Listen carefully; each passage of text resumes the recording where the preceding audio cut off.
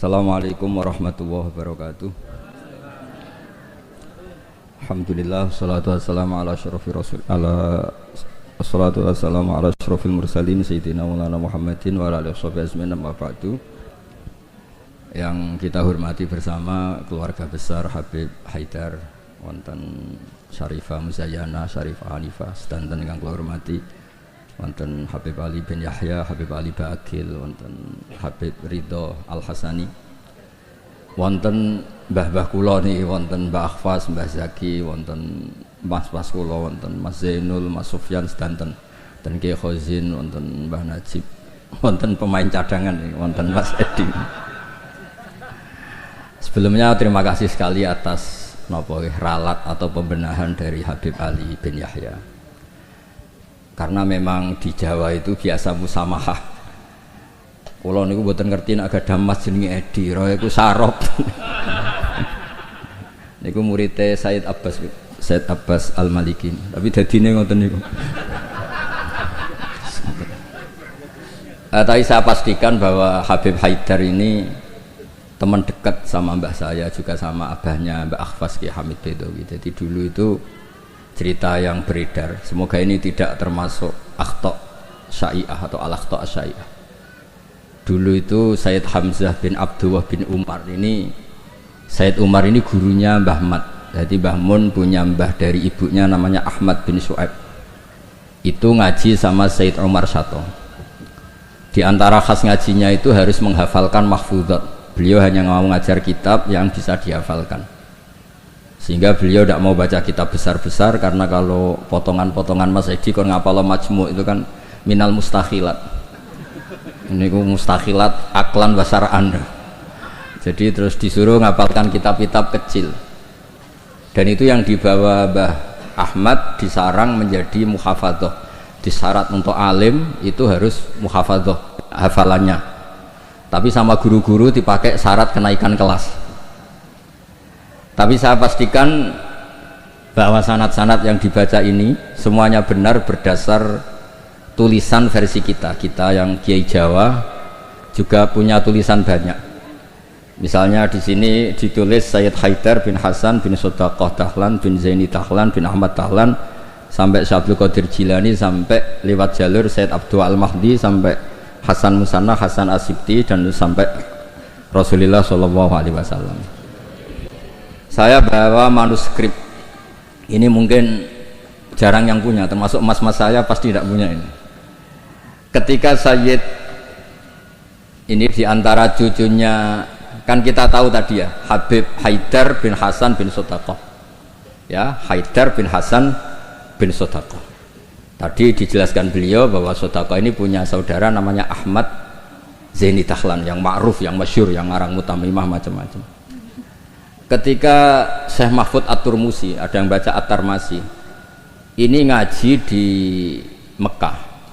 Sebelum itu ngaji di Basoleh Darat.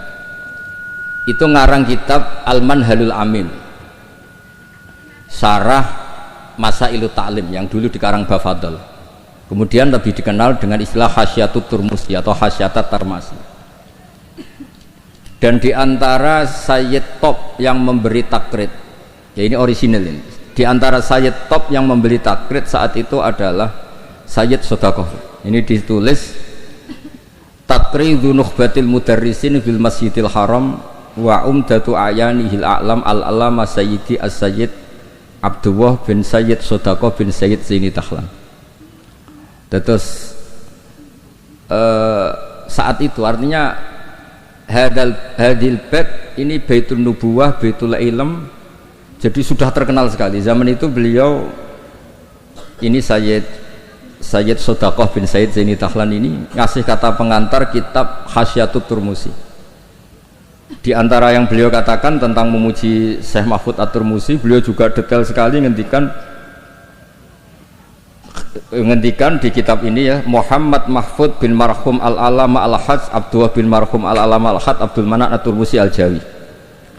Terus cerita-cerita hubungan kita dengan ulama-ulama Haromen. Saya muridnya Mbah Maimun. Mbah Maimun punya mbah juga sekaligus guruna namanya Ahmad bin Su'aib. Itu ngaji sama Sayyid Umar Sato. Dan di kitab-kitab sanad Said Abi Bakar Sato ini paling kecil. Kecilnya ngaji sama Said Umar Sato. Di tengahnya yang terkenal ada Said Utsman. Dulu di era itu yang diantaranya ngaji itu Syekh Abdul Hamid Al-Qudsi. Terus ini cerita-cerita tentang betapa benana wa benahum itu ada lakoh yang luar biasa. Jadi zaman Syekh Mahfud At-Turmusi ngarang kitab itu diantara yang ngasih takrid, ngasih komentar ini Amit ini Sayyid Abdullah bin Sodaqah bin Sayyid Zaini Dahlan. Ini di kitab Hasyatut Turmusi di juz 7. Jadi ketika di akhir juz diterangkan takridot dari beberapa ulama daripada Sadatinal Hasaniyin, yaitu Sayyid Abdullah bin Sodaqah bin Zaini Dahlan. Di antara pujian beliau, karena beliau baca betul kitab Hasyatut Turmusi, inna hadza lahu ta'lif alladzi yaftakhiru bihil amilun. Terus beliau menulis limithli hadza falyamalil amilun. Fajazallahu mu'allifaha al-jaza'al hasan bi fadlihi wa judi wa matta'al muslimina bi baqaihi wa judi. Jadi ini menunjukkan ketika beliau menulis itu masih sugeng. Dan kita tahu Syekh Mahfud At-Turmusi ini adalah gurunya Mbah Hasyim. Jadi memang benar yang dikatakan Habib Ali, kalau cerita Mbah Hasyim ngaji Said Ahmad Zaini Dahlan memang nggak mungkin, karena Mbah Hasyim ngaji sama Syekh Mahfud. Syekh Mahfud baru ngaji sama Sayyid Abi Bakar Sato. Sayyid Abi Bakar Sato baru ngaji sama Sayyid Ahmad Zaini Dahlan. Memang secara tokoh itu ndak mungkin. Tapi ada beberapa catatan memang kalau Syekhona Khalil, Mbah Soleh Darat dan keluarga besar Kudus Ndamaran itu memang domenangi Sayyid Ahmad Zaini Dahlan, karena tokohnya memang di atas Mbah Hasyim Asy'ari. Saya pernah neliti bahwa Khinatu via Syekh Nawawi Banten itu Syekh Mahfud At-Turmusi sekitar umur 29 tahun.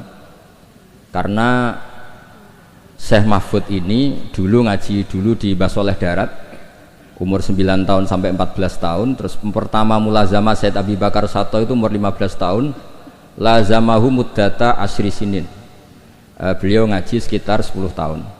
Terus ditinggal wafat oleh Said Abi Bakar Sato itu ketika beliau umur sekitar 25 tahun. Dan ketika beliau ngarang kitab ini, di antara teman beliau dan juga sekaligus mitra diskusinya adalah Sayyid Abdullah bin Sodaqah bin Zaini Dahlan. Kemudian memberi kata pengantar ini, di antaranya mensifati Shahibul Afham ad-daqiqah wal ma'ani al-asba' ar-raqiqah al-murtafi ala ru'usi fudala'il asri. Dan kita tahu Mbah Mahfud ini punya beberapa murid, diantaranya adalah mbahnya Mbah Akhfas ini, Mbah Baidowi, juga Mbah Maksum, juga Mbah Sidik Jember, juga beberapa masyayikh di Indonesia. Ini yang agak serius tentang manaqib, supaya kita tahu bahwa inna hadzal ilma dinun fangzuru amman ta'khuduna dinakum. Nah, yang penting dari sanad itu adalah profesionalitas. Sebab itu kula cenderung cerita nu paling seneng cerita wali, kira di kepenak. Jadi dulu itu terkenal cerita ini, yang paling terkenal di Jawa Timur. Ada santri itu gobloknya ndak ketulungan. Jadi khidmah kiai tok, kiai ini ngopi, digekno kopi. Menonak kiai ini rokok ya digolekno asbak, pokoknya khidmah terus. Suatu saat dia itu mati, ya mati betul.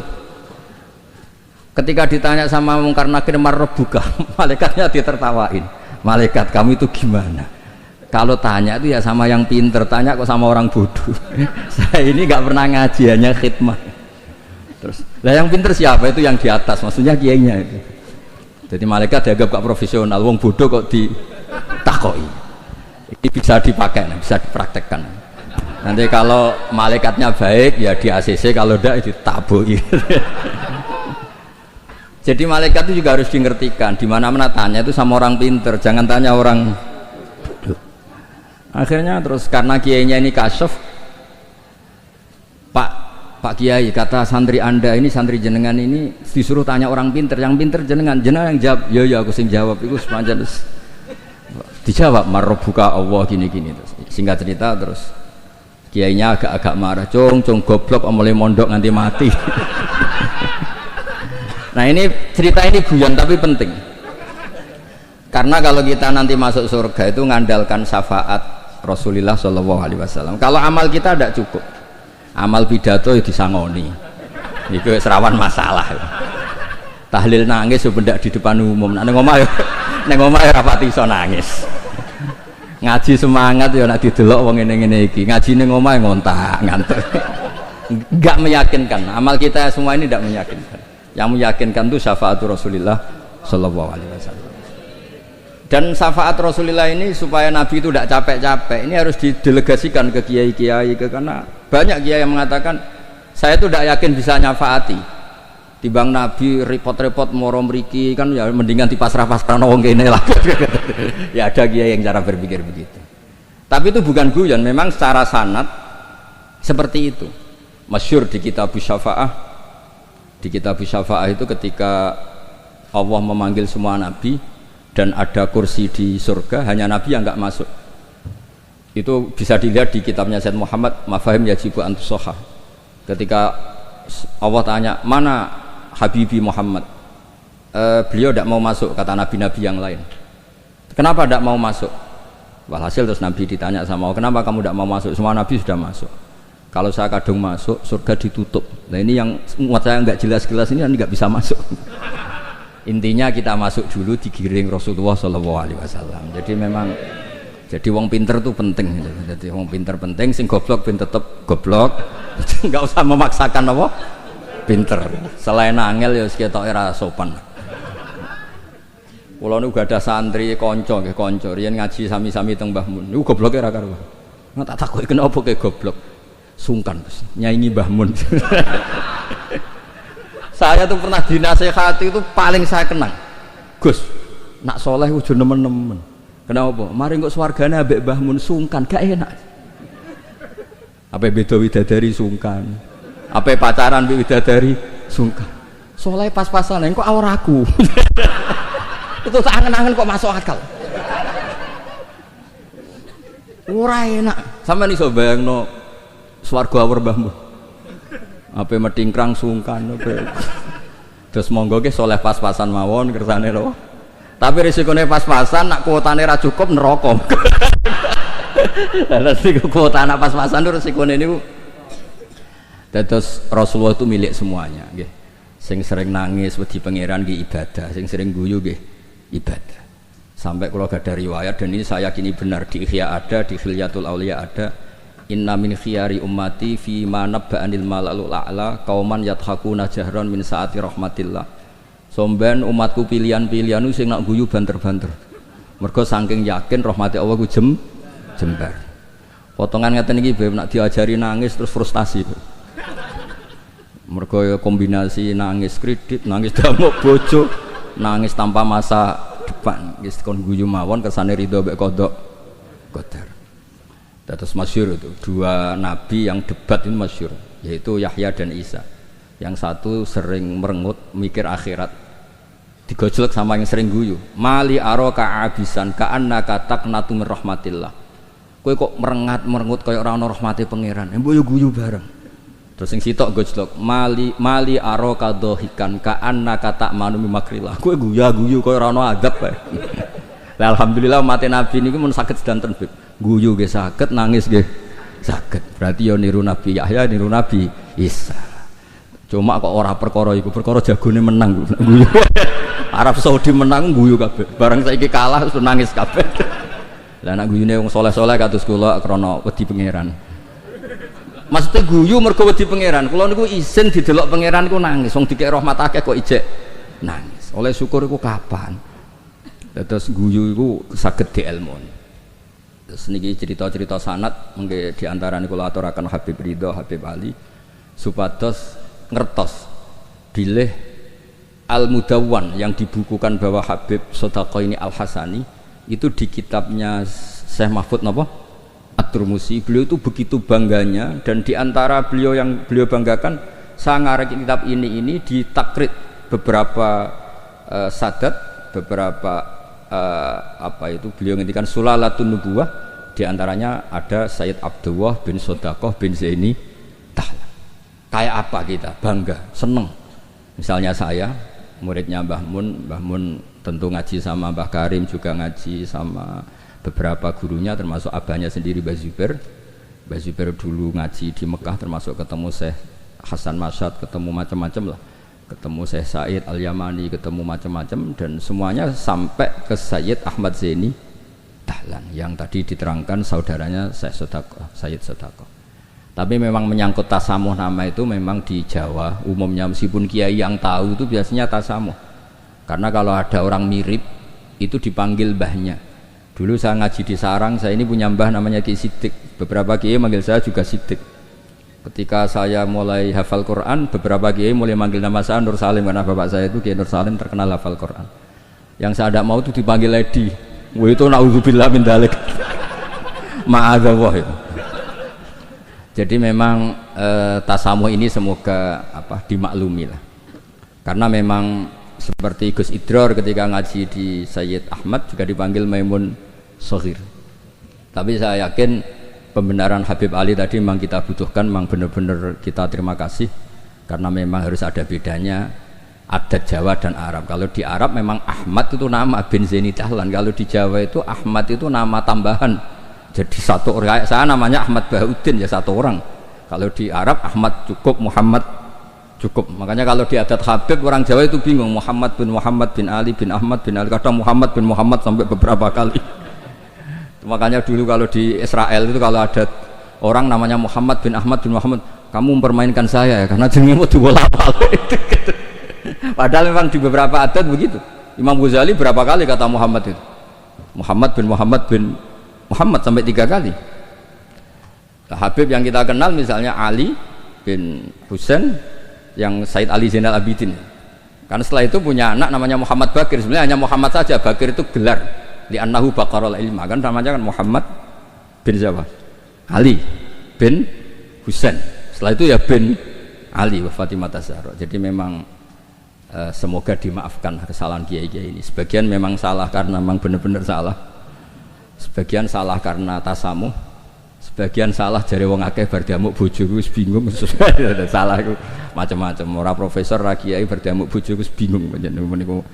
Makanya kalau pertama jadi kiai itu muji kiai top itu bukan karena alimnya. Kalau sudah tua-tua itu wong ra duwe dhuwit, diamuki bojo, utang jatuh tempo kok ijek mulang itu top.